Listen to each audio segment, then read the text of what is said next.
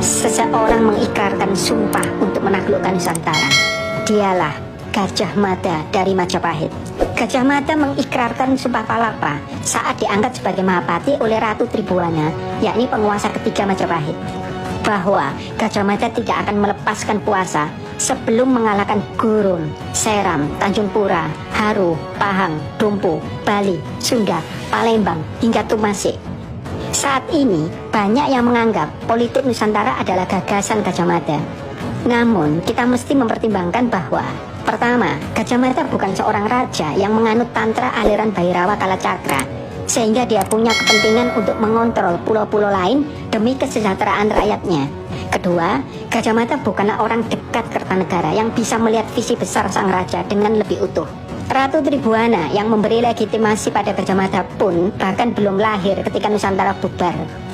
Orang di balik sumpah palapa haruslah cukup dekat dengan Kertanegara sehingga bisa melihat visi penyatuan Nusantara secara utuh, lalu meneruskannya kepada generasi muda, yakni Ratu Tribhuwana dan Gajah Mada.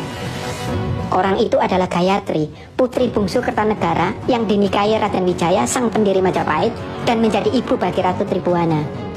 Oleh negara Kertagama, Gayatri dipuji sebagai si bungsu yang paling disayangi. Bukan mustahil Kertanegara menularkan visinya pada putri tersayangnya. Lebih dari itu, dibanding Tribhuwana dan Gajah Mada, Gayatri adalah orang yang menyaksikan penyatuan Nusantara dalam wujud nyatanya di masa Raja Kertanegara. Gayatri jelas jenis politik, menghubungkan kekosongan jarak antara Raja Kertanegara dengan Tribhuwana maupun Gajah Mada. Gayatri menginginkan visi ayahnya terwujud, yakni menyatukan kembali wilayah Singasari yang pernah bubar.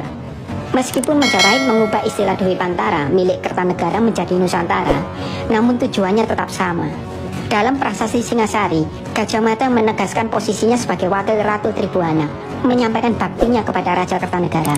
Artinya, seluruh politik Gajah Mada dan politik Ratu Tribhuwana berakar pada visi besar Kertanegara. Meskipun memakan waktu cukup lama dengan sumber daya yang tidak sedikit, konsep penyatuan Nusantara Kertanegara pun terwujud.